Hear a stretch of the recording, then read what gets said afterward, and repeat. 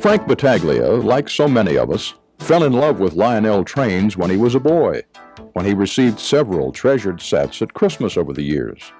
This love of trains, somewhat dormant during his college years, reawakened when Frank moved into his own home. I just happened to have two very good friends, a man by the name of Bob Rozecki and another gentleman by the name of Al Stewart, who knew of my dream of wanting to build a layout, but they knew that I was not very mechanically or technically inclined. And so they said, just feed us and we'll build you a layout. So these two gentlemen built for me my first layout, which virtually covered the entire attic. The big drawback to it was there was only a few pop holes and one little narrow corridor that people could view the trains. The advantage was that I was able to have a tremendous number of buildings and equipment on this, my first layout, and it was mostly all original plastic fill, all original post-war vinyl. It was a true 50s layout, and everybody seemed to love it for that aspect of it. August 22nd, 1990, is a day that Frank Battaglia will never forget. As workers sealed an upstairs porch deck joint with a torch, the flames got under the shingles and in a few minutes ignited the inner walls of the house. Before the workers realized what they had done, the house was on fire and flames roared through the attic where Frank's train layout and collection were located. The firefighters were able to save the house, but the worst-case scenario had happened. Frank's layout and train collection were destroyed. And I came home about 6 o'clock that evening, and they were still working upstairs on the porch. And I noticed that they were using this blowtorch, and I thought, oh boy, I have an old house that I hope they know what they're doing. But I really never thought much more about it after that. And I came in the house and plopped myself down in front of the TV to watch the evening news. And I had tenants that lived upstairs from me, and about 15 minutes or so after I got in the house, they came knocking on my door, said, Mr. Battaglia, come quick, there's smoke coming out of your attic window. I said, oh God. So I ran up the stairs here and opened up the attic door, and the whole attic was aglow. It was just red. Evidently what had happened was they had gotten too close to the front wall with the torch. The wall acted as a chimney, brought the flames up into the attic, and by the time anybody discovered it, it was too late. And of course, when the firemen came here, they doused the whole attic with water, which wound up ruining the whole rest of the house. Every wall in the house was ruined. The water was dripping all over the furniture, my books, my pictures. It was a person's worst nightmare. I said, oh, I'm never going to come back to this house again. It's ruined. And of course, nobody had any idea the trains I had up in the attic, and I just couldn't believe this would have taken me a lifetime to collect was gone in a matter of moments. This could well have been the end of the story. But thanks to some great friends, Frank found the courage to begin again, and up from the ashes came an exciting, new, and very different layout. I'm just very fortunate, though, that over all these years I've always had wonderful, wonderful friends that have been willing to step in and help me. And one of those fantastic friends is a gentleman from Canada by the name of John Vincent. 2 days after the fire, John called me, the residence inn, and said, Frank, what can I do to come down? And he says, I'm coming down. I'm going to help you. And he came down here from over 100 miles away, and he pitched right in and said, come on, we're going to go up in the attic and see possibly if we can save anything. I said, John, I don't even want to go up there. The smell is just awful and everything is just ruined. I have to come down and give Frank a hand to see what we could salvage out of the whole operation. But Frank sounded rather devastated over the phone and really didn't want to tackle it. But nonetheless, I came down and we got together.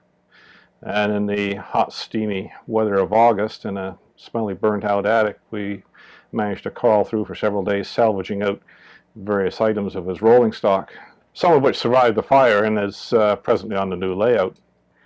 But he came here and he gave me the encouragement to really get started again. He says, "Don't worry, Frank." He says, I'll help build you a layout."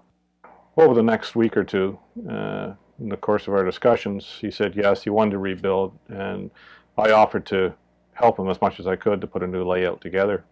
When we came up in the attic not long after the fire to see what we possibly can salvage, we found that there were a few pieces that were salvageable, and fortunately one of these things was a set of boxcars with Canadian National Road name, which I love, and we were able to put together this train, which I think looks pretty neat, weathered. Now, I don't recommend having a fire to weather your rolling stock, but this just turned out to be a fortunate side effect of the fire. Now that we were going to build a new layout, starting basically from scratch, there were some changes I had always wanted to make, and now I thought we'd be able to make them. I wanted this layout designed so you could walk down the center of it, so that you can have fantastic sight lines no matter where you are. And as you get older, of course, it gets a lot tougher to crawl under a table and pop up through a pothole. So this layout is viewer friendly. It can accommodate a lot more people. The problem with it is we lost a lot of space in doing this, so I don't have nearly as many buildings on this layout as I did on the other one.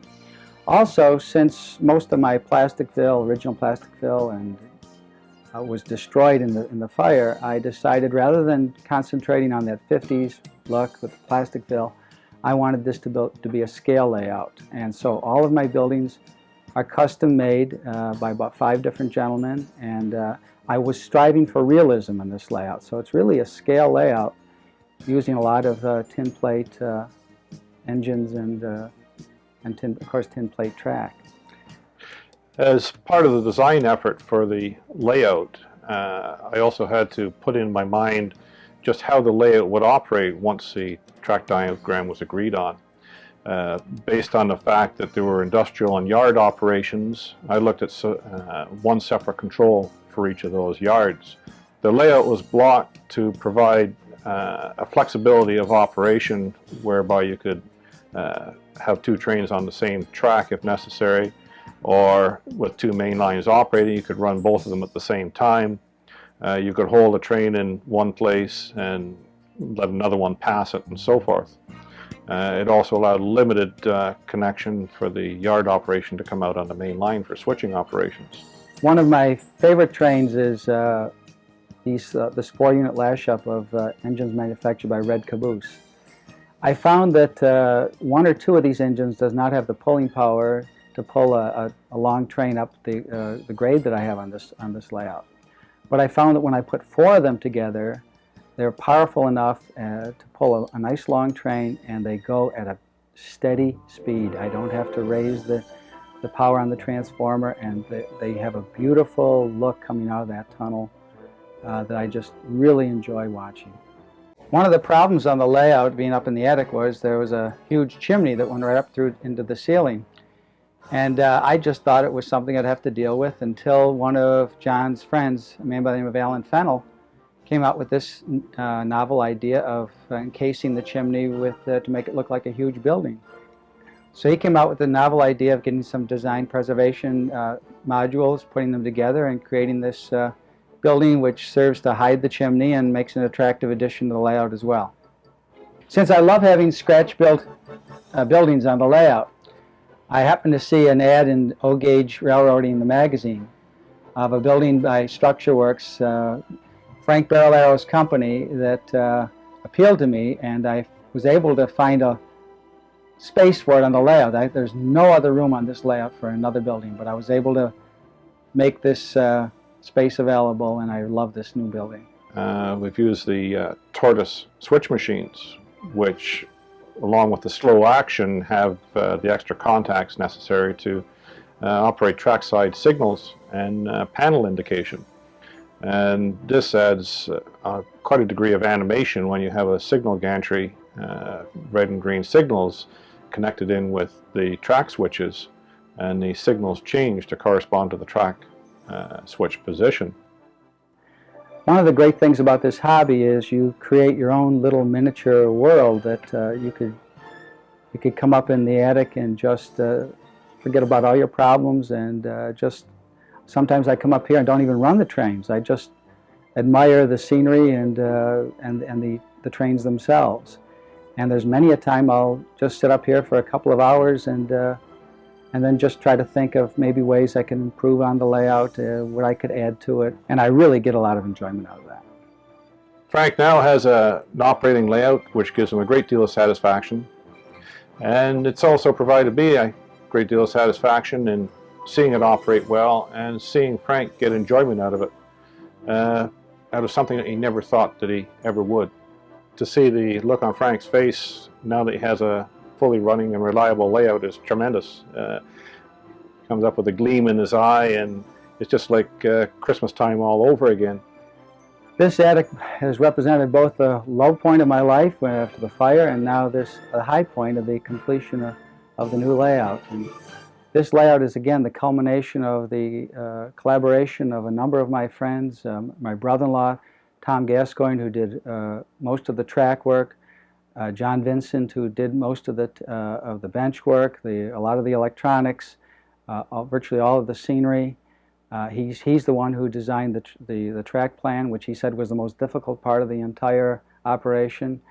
Frank Lathrop, who did much of the additional electronics for the layout, and all of the experts, model makers, master model makers who created some of the beautiful buildings on this layout. So it's a culmination of many people working together to create an attic empire. So it truly is something that came up from the ashes.